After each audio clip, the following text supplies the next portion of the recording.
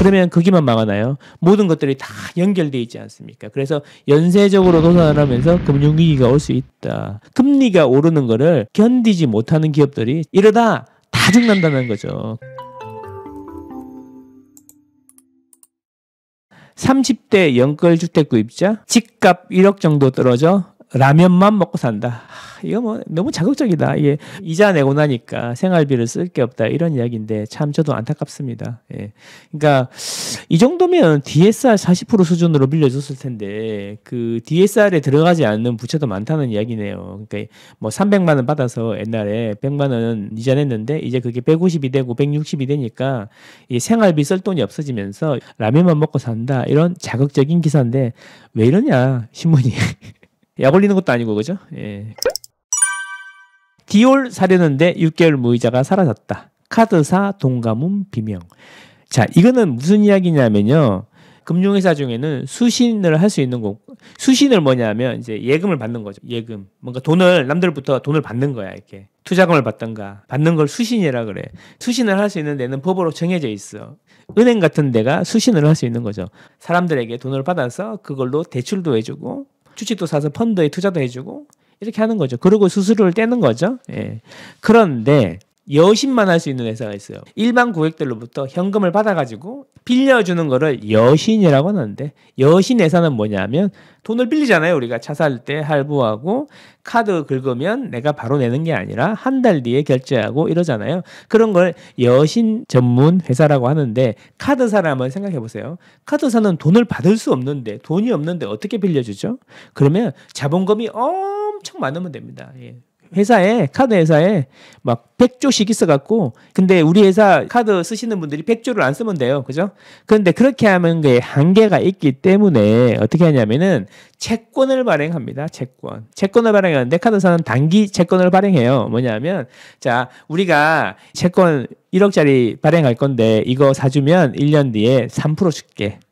아니 한 달 뒤에 1% 줄게. 이런 식으로 한다는 거예요. 그래서 이제 현금을 확보를 해가지고 카드 쓴 대금을 가맹점에다 넣어주는 거죠. 이런 구조를 가지고 있어요. 카드 회사는. 그래서 카드 회사는 단기 채권을 발행해갖고 쉽게 이야기하면 내가 돈을 빌려와야 되는 거지. 어디서. 카드 회사도 돈을 빌려와가지고 카드 긁으면 돈은 한 달 뒤에 받는데 고객이 한 달 뒤에 결제하잖아요. 한 달 뒤에 받는데 가맹점에는 돈을 2, 3일 내에 싸줘야 되잖아요. 그러니까 돈을 빌려와가지고 가맹점에 돈을 싸주고 한 달 뒤에 돈을 받는 거죠. 이런 구조라는 겁니다. 그러면 우리 한 달 동안 돈을 돌려야 되니까 예를 들면 한 달짜리 채권을 발행해. 야, 한 달 동안 카드 회사 우리한테 1억을 빌려주면 0.5% 줄게.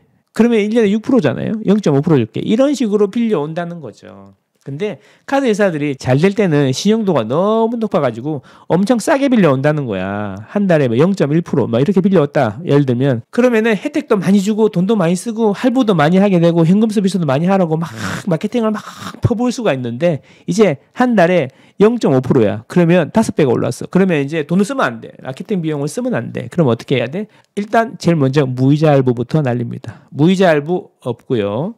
쿠폰 싸주는 거 없고요. 세금 내실 때 카드 긁으면 무이자 할부하는 것도 없어요. 그래서 결국에는 뭐냐면 레고랜드 사태 때문에 그래요.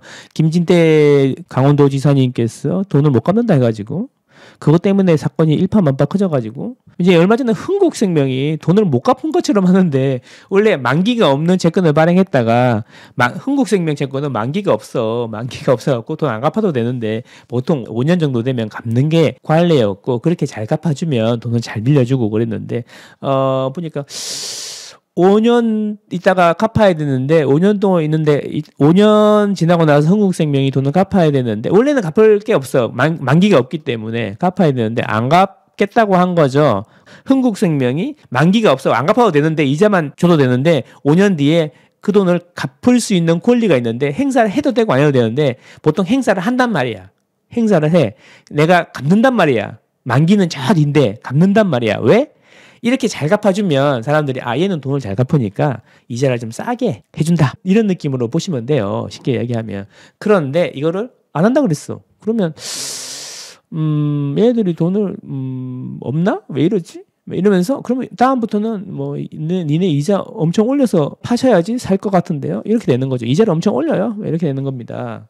자, 그러면 문제냐면 5년 콜옵션을 하면 어떻게 되냐면 그 돈을 1조를 만약 갚아야 되면 1조를 현금 만들어서 갚는 게 아니고 또 다른 데서 빌려가지고 갚는단 말이야. 근데 이 빌리기가 여의치가 않은 거야. 왜? 지금 빌려놓은 거는 5%만 주면 되는데 예를 들면 보니까 7, 8% 줘야 될 것 같거든.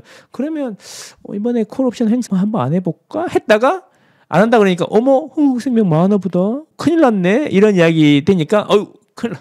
그리고 이제 정부에서 전화 한번 했겠죠. 니네 힘들어요? 왜 금융시장 혼란하게 만드는 것 같은데? 뭐 이런 느낌의 뉘앙스 팍팍 풍기고 친구들이 야, 니 때문에 우리도 금리가 올라가. 빨리 갚아. 뭐 이랬겠지. 그러니까 이제 또 자기가 갚는다고 한 거죠. 또 어디서 또 급하게 빌려와가지고 또 갚았겠죠.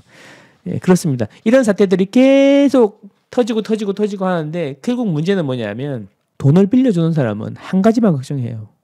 이자하고 원금을 못 갚으면 어떡하지? 이것만 걱정한단 말이죠. 근데 잘 갚아. 그게 신용도가 높은 거야. 그럼 신용도가 높으면 이자를 조금 덜 받아도 되겠네. 이렇게 생각하는 거죠. 이자는 뭐냐면 이게 만약에 디폴트 안 갚았을 때 발생하는 나의 이자를 충당하고도 플러스 알파 이익이 나는 수준으로 정하는 거거든. 예를 들면 1년에 이자를 20%라고 칩시다. 그러면 뭐냐면 5명한테 빌려줬는데 1명이 디폴트 하면은 20% 이자를 받아야 본전이 되니까 야, 디폴트 확률이 20%면 이자를 몇 프로 받아야 돼? 30%, 40% 받아야 되는 거야. 그래야 남는 게 있는 거죠. 근데 뭐 4%, 5%에 빌려준다고 하면 거의 뭐 얘네들은 뭐 디폴트 없겠지 하고 빌려주는 거였는데 돈을 못 갚아? 안 갚아? 그러면은 이자를 많이 올려야 되겠네. 이런 식이 되는 겁니다. 신용이라는 게 신뢰라는 게 무너지면 이자가 세지거나 돈을 아예 못 빌리는 거죠. 그러면 이자를 세게 해서 주고 빌리기 시작하면은 조달 원가가 올라가잖아요. 100억인데 100억에 팔아가지고 원가가 90억이었어. 그럼 10억 남았잖아요. 5억 원 월급 주고 뭐하고 하고 3억 원 이자를 주고 나니까 2억이 남았어. 그렇게 운영하고 있는데 이자가 이제 8%가 된 거지. 그러면은 무슨 문제가 생기죠? 직원들 월급 주고 월세 내고 하면은 5억밖에 안 남는데 이자를 7억을 주게 생겼으니까 적자로 돌아가잖아요. 그런 문제가 발생한다는 거죠. 그러면 기업이 힘들어지니까 신용도가 더 떨어지겠죠. 더 떨어지니까 이자를 더 많이 부르겠죠. 그러니까 돈을 못 받으니까 작은 경색, 동맥경화가 오는 거죠. 돈을 못 돌리니까 망하는 겁니다. 대부분의 큰 비즈니스들은 다 부채를 수반하기 때문에 부채를 못 갚으면 망하는 거죠. 그러면 거기만 망하나요? 모든 것들이 다 연결되어 있지 않습니까? 그래서 연쇄적으로 도산을 하면서 금융위기가 올 수 있다. 그래서 이런 것들을 되게 심각하게 민감하게 생각하고 있는 거야. 특히나 금리가 많이 올라갈 때에는. 이 이야기는 곧 반대로 이야기하면 뭐냐면 금리가 너무 빡세게 오른다. 좀 찬찬히 올려라. 그러면 해결된다. 금리가 오르는 거를 견디지 못하는 기업들이 자꾸 나온다라는 거죠. 힘들어요. 자꾸 금리 쳐 올리면 이러다 다 죽는다는 거죠. 그러니까 이제 그만 좀 올려라. 이런 이야기입니다. 여러분 도움 되셨는지 모르겠습니다. 저는 항상 여러분과 여러분 가족의 행복을 응원합니다.